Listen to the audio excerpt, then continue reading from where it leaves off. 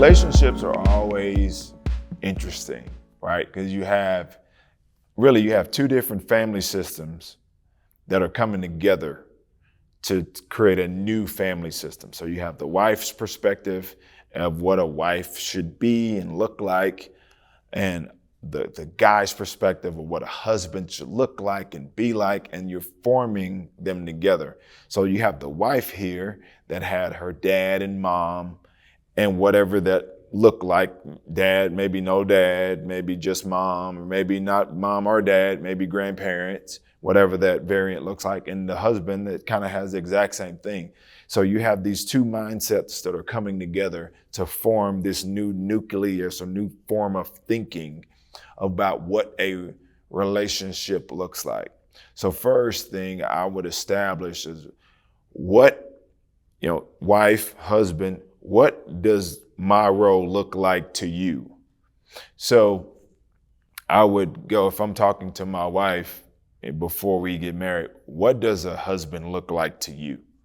What does that look like?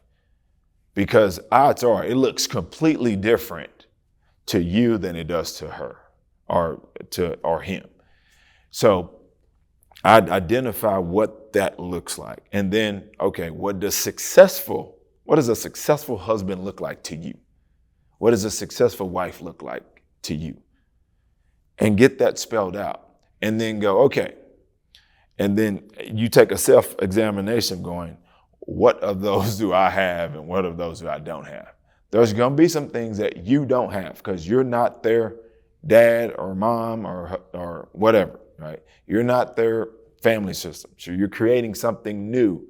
So when you're creating something new, you have to kind of get a roadmap of what that newness looks like. So that would be first how I would establish our family thinking is established. There's going to be some things that my family did that may not be helpful or beneficial, or could be just flat out toxic for our relationship. And both have to agree to that. There are going to be some things that my family did, probably not a good idea. There's some things your family did, probably not a good idea. But then there's some things that your family did that may be really good, and you want to bring that over. Great. There may be some things that my family did that was really good, so we bring it over and go, okay, well, how do we want to establish that? Here's another concept. You can't fix them. Repeat, you can't fix them. You can't fix them. You can encourage them, you can love them, you can hope for the best. You can't, that person, if you're trying to change a person, you don't change them. They change themselves. If they want to be better in that, they're gonna do it. If they don't, you're just gonna be hitting your head against the wall. And there are some things in marriage, especially pre-kids, that it's just tension to manage.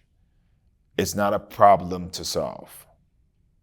So there are some things that are always just kind of gonna be tension. For instance, vacations. A lot of times those just kind of come with the territory. Vacation sometimes starts stressful.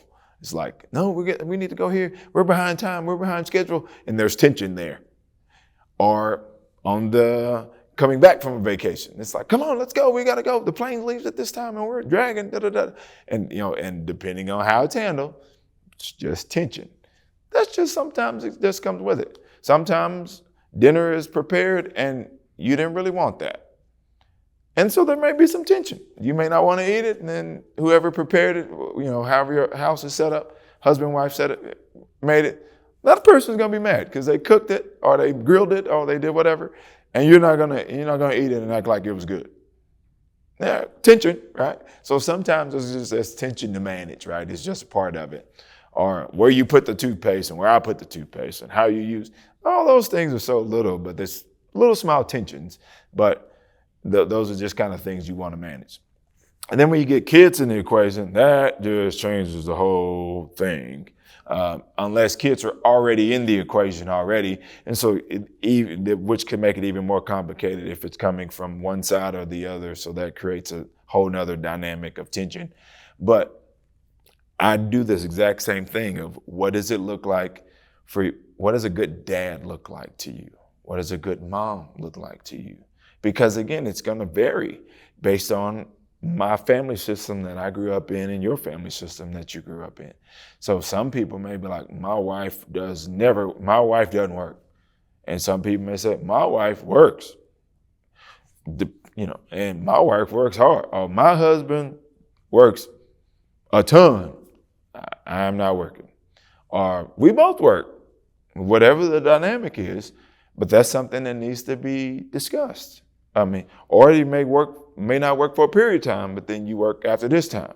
So some relationships are set up where wife doesn't work for a while until kids go to school, and then wife goes back to work.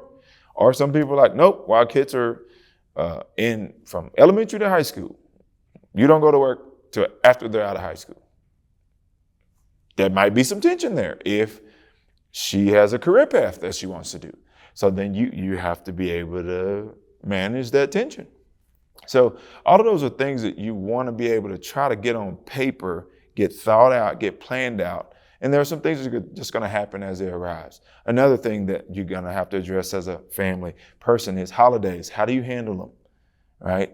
It's Thanksgiving, Christmas. Those are the ones that kind of get tension because, no, we went to your family on Thanksgiving.